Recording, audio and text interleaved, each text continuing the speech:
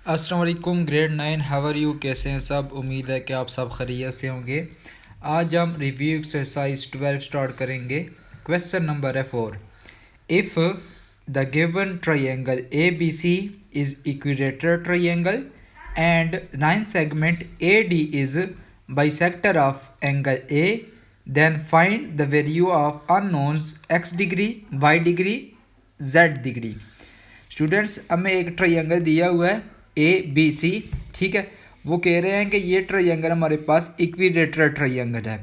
Equilateral triangle के बारे में पता है कि इक्विलेटरल ट्रायंगल में तीनों साइड्स एक दूसरे के इक्वल होती हैं और तीनों एंगल्स भी एक दूसरे के इक्वल होती हैं। अब हमारे पास वो कह रहे हैं कि A D is bisector of angle A. Bisector का मतलब ये है कि वो किसी भी चीज़ को दो इक्वल पार्ट्स में डिवाइड कर देता है। अब वो कह रहा है कि जो ए डी है वो एंगल ए का बाइसेक्टर है, तो इसका मतलब ये है कि ये जो है ए डी एंगल ए को दो इक्वल पार्ट्स में डिवाइड कर रहा है। तो वो कह रहे हैं कि आप फाइंड करें, एक्स डिग्री फाइंड करें, वाई डिग्री फाइंड करें and Z degree find.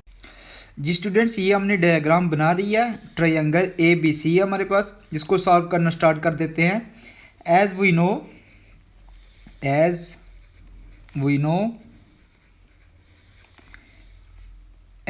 In equilateral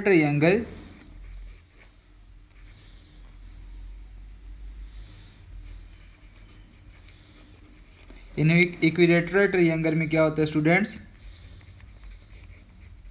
तीनों एंगल्स, एंगल ए वो इक्वल होता है एंगल सी के, और angle C which is equal to angle B के। ये तीनों एंगल्स आपस में इक्वल होती हैं।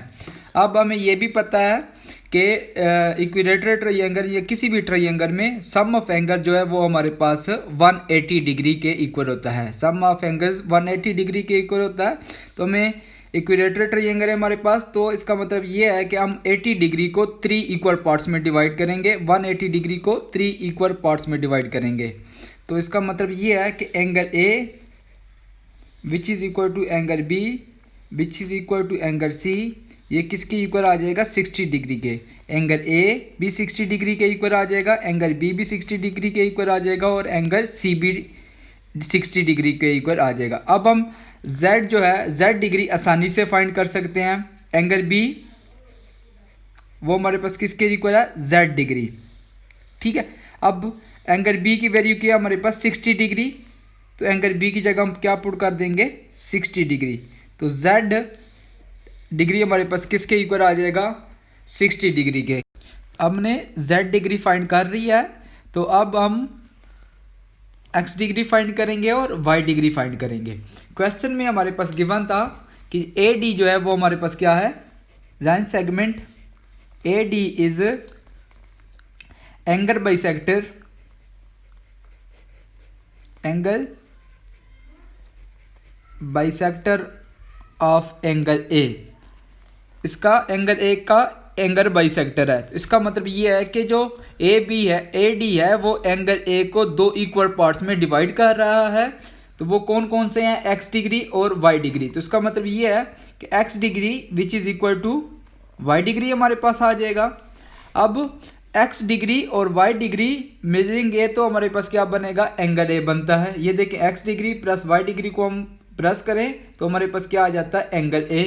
तो X degree plus Y degree which is equal to angle A. Angle A की वैल्यू के बारे में पता है वो कितनी है, 60 डिग्री। तो इसकी जगह हम पुट कर देंगे 60 degree, X degree plus Y degree.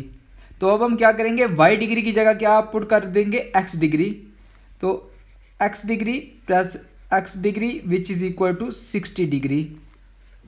तो ये क्या हो जाएगा, 2x which is equal to 60 degree. तो 2 यहाँ पे मल्टीप्लाई हो रहा है, तो इक्वल के दूसरे साइड पे लेके जाएंगे तो क्या हो जाएगा, डिवाइड हो जाएगा। Which is x which is equal to 60 degree over 2। तो x डिग्री हमारे पास क्या आ जाएगा, 30 डिग्री। तो हमें ये पता है कि x डिग्री जो है वो किसके इक्वल है, y डिग्री के। तो x की जगह हम 30 पुट कर देंगे तो y भी हमारे पास आ जाएगा।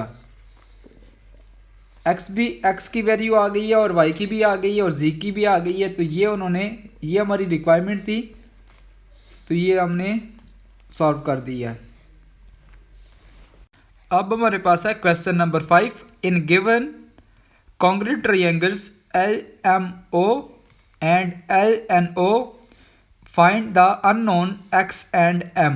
हमारे पास दो ट्रायंगल्स गिवन है, एक ट्रायंगल है हमारे पास LMO और LNO।